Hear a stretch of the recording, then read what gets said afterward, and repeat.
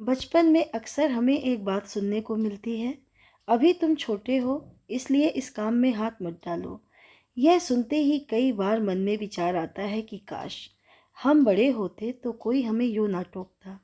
लेकिन उस वक्त हमें यह नहीं पता होता कि बड़े होने से कुछ भी करने का अधिकार नहीं मिल जाता, बल्कि कभी कभी बड़े होने के कारण हमें खुद को उन कामों में भी शामिल होने से रोकना पड़ता है जो उसी उम्र के और बच्चे बेधड़क कर रहे होते हैं।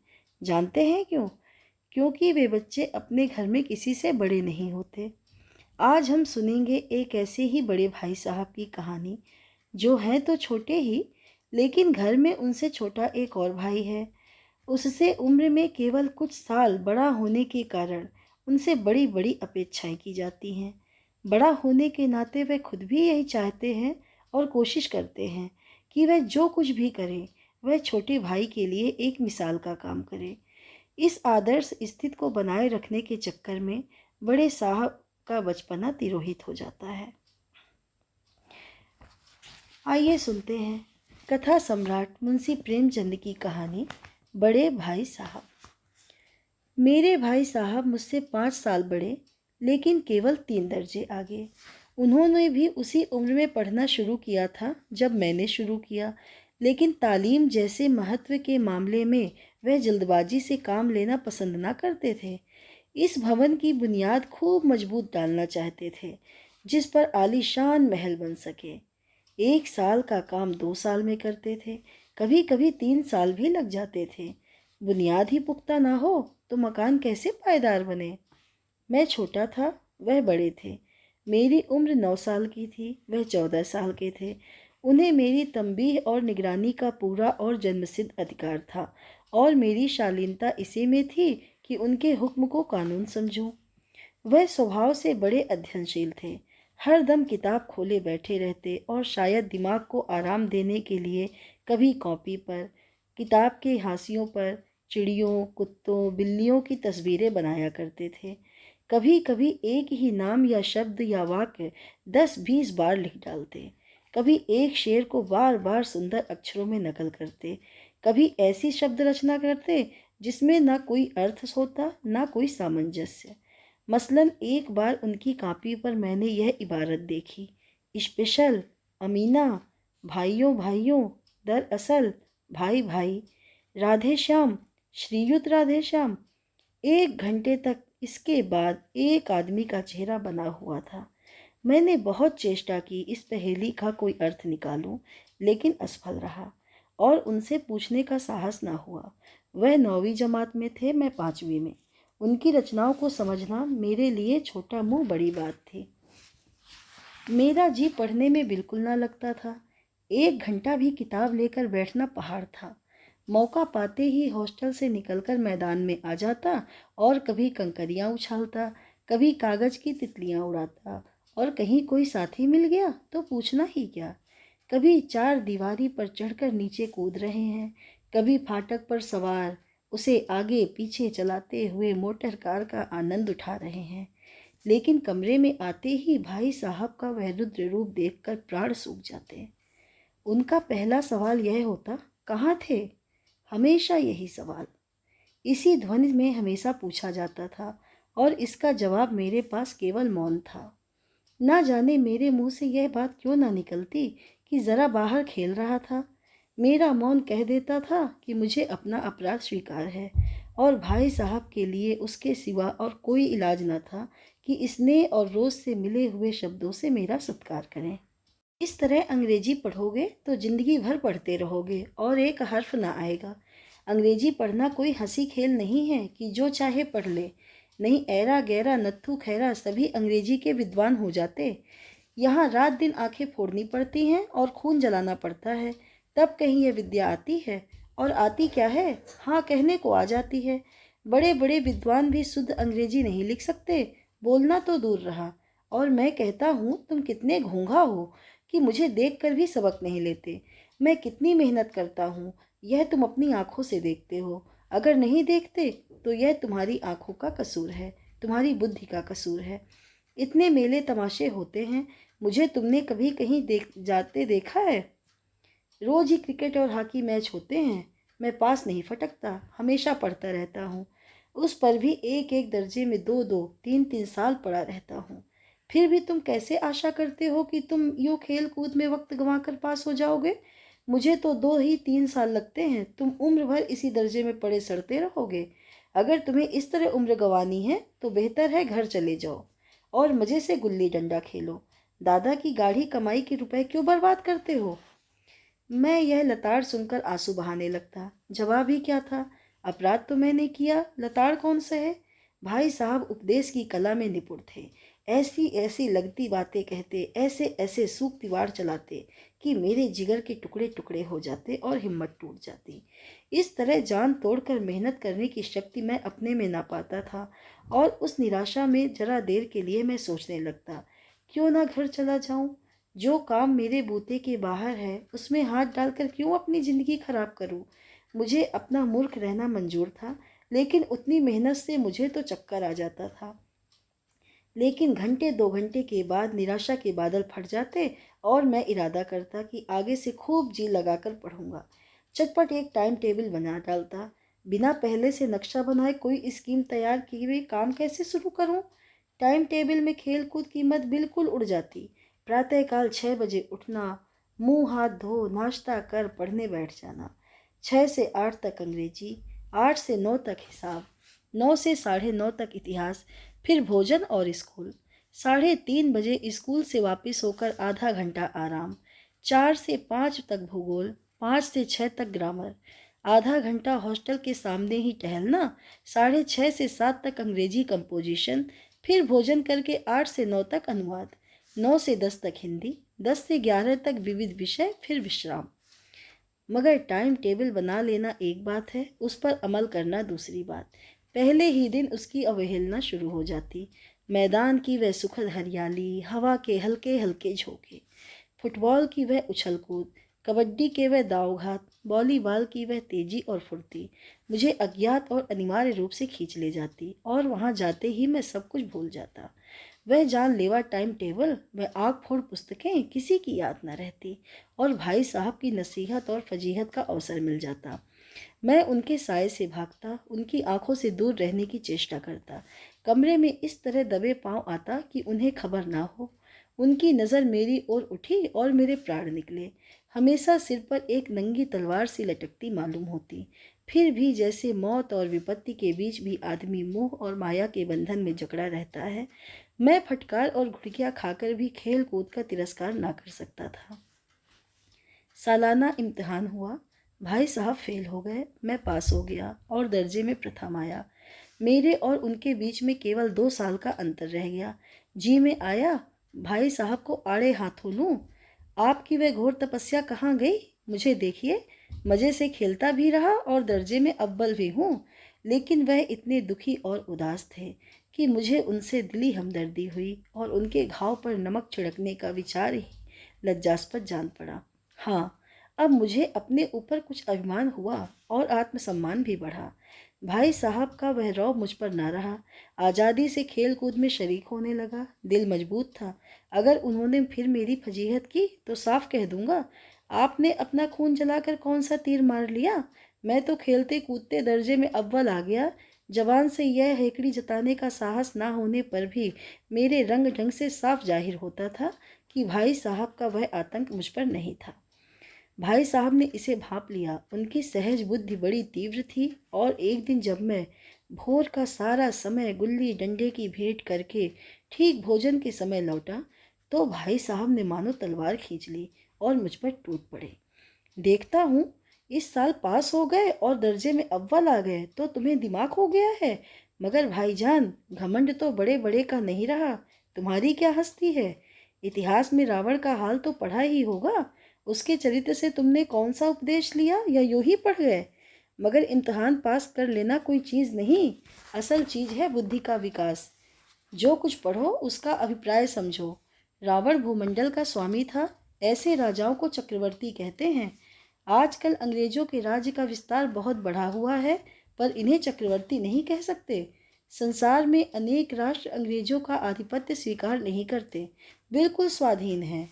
रावण चक्रवर्ती राजा था। संसार के सभी महीप उसे कर देते थे। बड़े बड़े देवता उसकी गुलामी करते थे।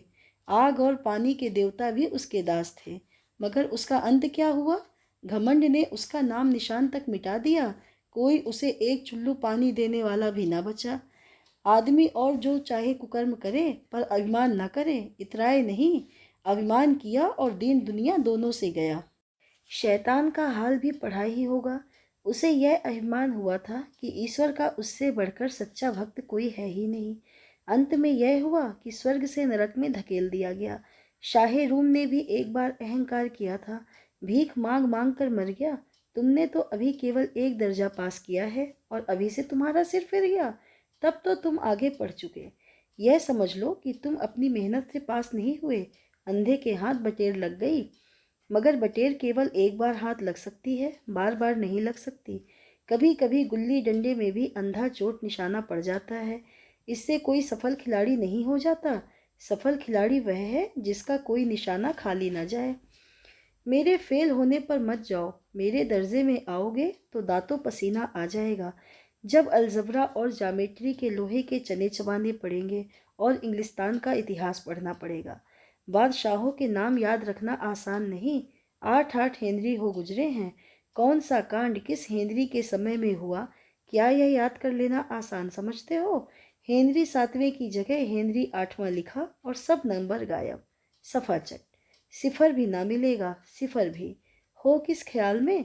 दर्जनों तो जेम्स हुए हैं, दर्जनों विलियम, कोड़ियों चार्ल्स। दिमाग चक्कर खाने लगता है, आंधी रोग हो जाता है। इन अभागों को नाम भी जहाँ जुड़ते थे। एक ही नाम के पीछे दोयम सोयम चहारूम पंचुम लगाते चले गए। मुझसे पूछते तो 10 लाख नाम बता देता। जामेट्री तो बस खुदा ही पनाह। आ बा जा की जगह आ जा बा लिख दिया और सारे नंबर कट गए। कोई इन निर्दयी मुमतहिनों से यह नहीं पूछता कि आखिर आ बा जा और आ जा बा में क्या फ़र्क है, और व्यर्थ की बात के लिए क्यों छात्रों का खून करते हो? दाल भात रोटी खाई या भात दाल रोटी खाई, इसमें क्या रखा है?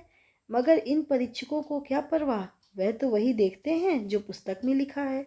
चाहते हैं कि लड़के अक्षर अक्षर रट डालें, और इसी रटंत का नाम शिक्षा रख छोड़ा है। और आखिर इन बेसिर पैर को बातों में पढ़ने से क्या फ़ायदा? इस रेखा पर वह लंब गिरा दो तो आधार लंब से दुगना होगा। पूछिए, इससे प्रयोजन?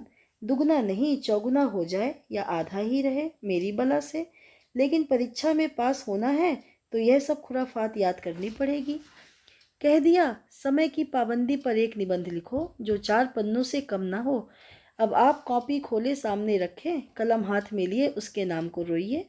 कौन नहीं जानता कि समय की पाबंदी बहुत अच्छी बात है। इससे आदमी के जीवन में संयम आ जाता है, दूसरों का उस पर स्नेह होने लगता है और उसके कारोबार में उन्नति होती है। लेकिन इस जरा सी बात पर 4 पन्ने कैसे लिखें? जो बात एक वाक्य में कही जा सके उसे 4 पन्नों में लिखने की ज़रूरत? मैं तो इसे हिमाकत कहता हूँ। या तो समय की किफ़ायत नहीं बल्कि उसका दुरुपयोग है कि व्यर्थ में किसी बात को ठोस दिया जाए। हम चाहते हैं आदमी जो कुछ भी कहना हो झटपट कह दे और अपनी राह ले, मगर नहीं। आपको 4 पन्ने रंगने पड़ेंगे, चाहे जैसे लिखिए, और पन्ने भी पूरे फुल स्केप आकार के। यह छात्रों पर अत्याचार नहीं तो और क्या है? अनर्थ तो यह है कि कहा जाता है संक्षेप में लिखो। समय की पाबंदी पर संक्षेप में एक निबंध लिखो जो 4 पन्नों से कम ना हो। ठीक, संक्षेप में तो 4 पन्ने हुए, नहीं शायद 100-200 पन्ने लिखवाते। तेज भी दौड़िए और धीरे भी। है उल्टी बात, है या नहीं? बालक भी इतनी सी बात समझ सकता है, लेकिन इन अध्यापकों को इतनी तमीज भी नहीं। उस पर दावा है कि हम अध्यापक हैं। मेरे दर्जे में आओगे लाला तो ये सारे पापड़ बेलने पड़ेंगे और तब आटे दाल का भाव मालूम होगा। इस दर्जे में अव्वल आ गए हो तो ज़मीन पर पाँव नहीं रखते। इसलिए मेरा कहना मानिए, लाख फेल हो गया हूँ लेकिन तुमसे बड़ा हूँ। संसार का मुझे तुमसे कहीं ज़्यादा अनुभव है। जो कुछ कहता हूँ उसे गिरह बांधिए, नहीं पछताइएगा। स्कूल का समय निकट था, नहीं ईश्वर जाने यह उपदेश माला कब समाप्त होती। भोजन आज मुझे निस्वाद सा लग रहा था। जब पास होने पर यह तिरस्कार हो रहा है तो फेल हो जाने पर तो शायद प्राण ही ले लिए जाएं। भाई साहब ने अपने दर्जे की पढ़ाई का जो भयंकर चित्र खींचा था उसने मुझे भयभीत कर दिया। स्कूल छोड़कर घर नहीं भागा, यही ताज्जुब है। इतने तिरस्कार पर भी पुस्तकों में मेरी अरुचि जो की त्यों बनी रही। खेल कूद का कोई अवसर हाथ से न जाने देता। पढ़ता भी मगर बहुत कम। बस इतना कि रोज टास्क पूरा हो जाए और दर्जे में जलील ना होना पड़े। अपने ऊपर जो विश्वास पैदा हुआ था वह फिर लुप्त हो गया और फिर चोरों का सा जीवन कटने लगा। फिर सालाना इम्तिहान हुआ और कुछ ऐसा संयोग हुआ कि मैं फिर पास हुआ और भाई साहब फिर फेल हो गए।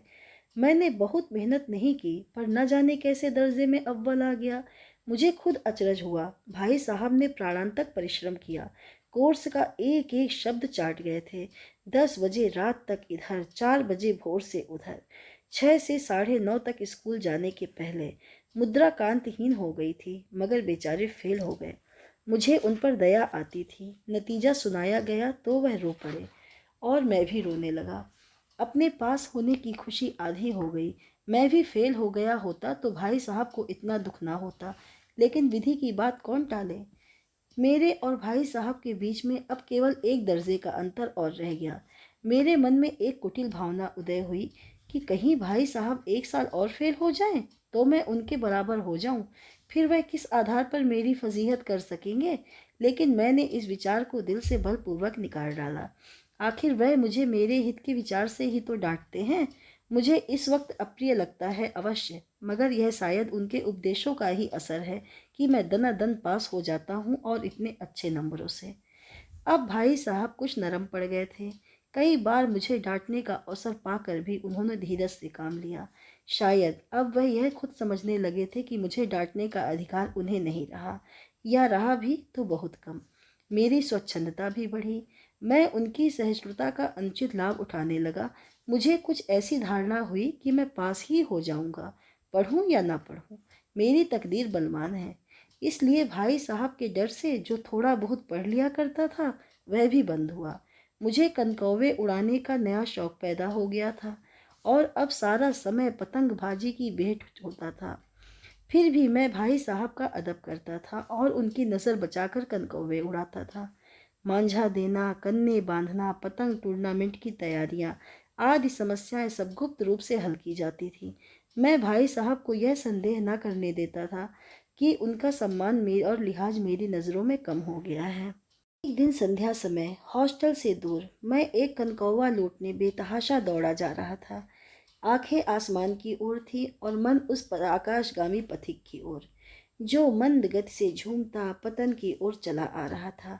मानो कोई आत्मा स्वर्ग से निकलकर विरक्त मन से नए संस्कार ग्रहण करने जा रही हो। बालकों की पूरी सेना लग्गे और झाड़दार बांस लिए इनका स्वागत करने को दौड़ी आ रही थी। किसी को अपने आगे पीछे की खबर न थी। सभी मानो उस पतंग के साथ ही आकाश में उड़ रहे थे, जहाँ सब कुछ समतल है, ना मोटर कारें हैं, ना ट्राम, ना गाड़ियाँ। सहसा भाई साहब से मेरी मुठभेड़ हो गई, जो शायद बाजार से लौट रहे थे। उन्होंने वहीं हाथ पकड़ लिया और उग्र भाव से बोले, इन बाजारी लौंडों के साथ धेले के कनकौवे के लिए दौड़ते तुम्हें शर्म नहीं आती? तुम्हें इसका भी कुछ लिहाज नहीं कि अब नीची जमात में नहीं हो बल्कि 8वीं जमात में आ गए हो और मुझसे केवल एक दर्जा नीचे हो। आखिर आदमी को कुछ तो अपनी पोजीशन का ख्याल रखना चाहिए। एक ज़माना था कि लोग 8वां दर्जा पास करके नायब तहसीलदार हो जाते थे।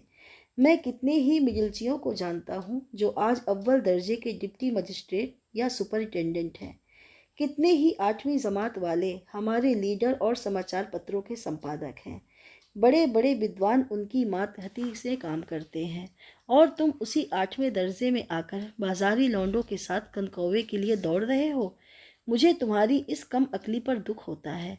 तुम ज़हीन हो, इसमें शक नहीं, लेकिन वह ज़हन किस काम का जो हमारे आत्मगौरव की हत्या कर डाले।